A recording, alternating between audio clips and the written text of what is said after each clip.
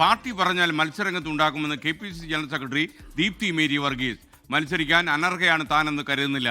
ദീർഘകാലമായി പാർട്ടിക്ക് വേണ്ടി പ്രവർത്തിക്കുന്ന ശക്തരായ കുറച്ച് സ്ത്രീകളുണ്ട്. ആ കൂട്ടത്തിലാണ് താനെന്ന് കരുതുന്നതെന്നും ദീപ്തി മേരി വർഗീസ് 24 പറഞ്ഞു. 24 എക്സ്ക്ലൂസീവ്. ദീപ്തി മേരി വർഗീസ് 24-നൊപ്പം ചേരുകയാണ്. ഇപ്പോൾ തെരഞ്ഞെടുപ്പ് തീയതി പ്രഖ്യാപിച്ചിരിക്കുന്നു, അതിൻ്റെ കാഹളം വഴങ്ങി. എങ്ങനെയാണ് തെരഞ്ഞെടുപ്പിൻ്റെ ഒരു തന്ത്രങ്ങൾ?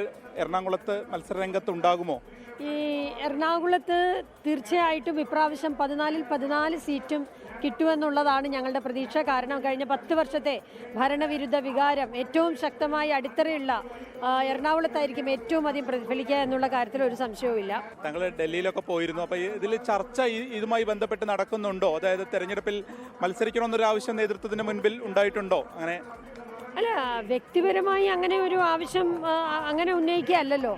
അത് ഇപ്പോൾ സ്ത്രീകളെ സംബന്ധിച്ച് ഏറ്റവും അധികം ആളുകളെ ഇപ്രാവശ്യം മത്സരിപ്പിക്കും എന്നുള്ളത് കോൺഗ്രസ് ഒരു നയമായി തന്നെ പ്രഖ്യാപിച്ചിട്ടുണ്ട്. അതുകൊണ്ട് തന്നെ കേരളത്തിൽ നിരവധി കാലങ്ങളായി പ്രവർത്തിക്കുന്ന ശക്തരായിട്ടുള്ള സ്ത്രീകളുണ്ട്.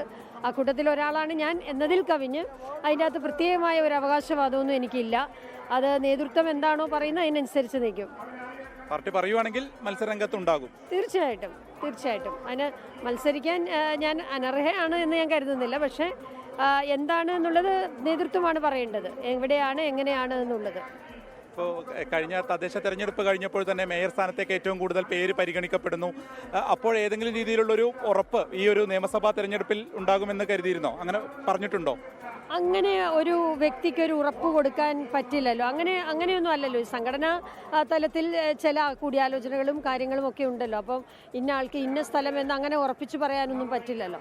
അതൊരു കൂട്ടായ ഒരു തീരുമാനമാണ്, നേതൃത്വം എടുക്കേണ്ട തീരുമാനമാണ്. ഈ ഒരു സീനിയോറിറ്റി കണക്കിലെടുത്ത് ഇപ്രാവശ്യം അതിലൊരു മാറ്റം ഉണ്ടാവും എന്ന് കരുതുന്നില്ലേ? അതെ, അങ്ങനെ അതുകൊണ്ടാണ് ഞാൻ പറഞ്ഞത്, കഴിഞ്ഞ കുറേ കാലങ്ങളായി പ്രവർത്തിക്കുന്ന വളരെയധികം സ്ത്രീകളുണ്ട് കോൺഗ്രസിൽ. അപ്പോൾ അതുകൊണ്ട് ഇനി വരുന്ന തെരഞ്ഞെടുപ്പിൽ അത്തരത്തിലുള്ള കൂടുതൽ പ്രാതിനിധ്യം ഉണ്ടാകുമെന്ന് തന്നെയാണ് കരുതുന്നത്. ഹൈക്കമാൻഡ് ആ രീതിക്ക് എടുക്കുമെന്ന് കരുതുന്നില്ല? അങ്ങനെ തീർച്ചയായിട്ടും അങ്ങനെ തന്നെയാണ് പ്രതീക്ഷിക്കുന്നത്. യെസ്, അപ്പോൾ തെരഞ്ഞെടുപ്പിനെ സംബന്ധിച്ച കൃത്യമായിട്ടുള്ള തന്റെ നിലപാട് വ്യക്തമാക്കുകയായിരുന്നു ദീപ്തി മേരി വർഗീസ്. ഷിജുവിനൊപ്പം വിപിൻ സി വിജയൻ, 24 കൊച്ചി. ലോകത്തെവിടെയായാലും ഏത് സമയത്തും 24 വാർത്തകളും ഓഗ്മെന്റഡ് റിയാലിറ്റി പാക്കേജുകളും എക്സ്പ്ലെയിനറുകളും വിശദമായി കാണാൻ ഞങ്ങളുടെ യൂട്യൂബ് ചാനൽ നിങ്ങൾക്ക് സബ്സ്ക്രൈബ് ചെയ്യാം.